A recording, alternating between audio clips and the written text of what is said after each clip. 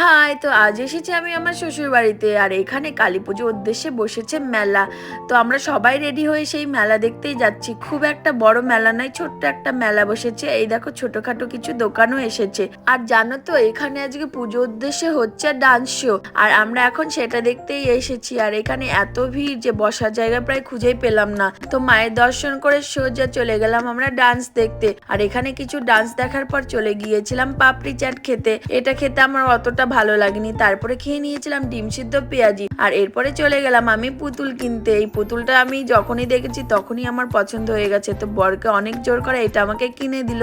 আর আমি তো ভীষণ খুশি হয়ে গেছি। তো এরপরে দেখা হয়ে গেছিল আমার সোনালির সঙ্গে। আর ওর সাথে দেখা হওয়ার কারণে আমি বাড়ি যাওয়ার কথা প্রায় ভুলেই গিয়েছি।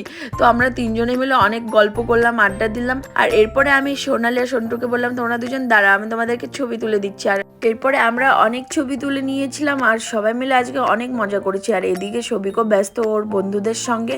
তো এরপরে আমরা চলে গেলাম ডান্স শো দেখতে। আর এখন অনেক রাত হয়ে গেছে, তো এখন যাব আমরা বাড়ি। তো আজকের ভিডিওটা তোমাদের কেমন লাগলো অবশ্যই কমেন্টে জানিও। ভালো লাগলে আমার চ্যানেলটিকে সাবস্ক্রাইব করে দিও। সবাইকে টাটা।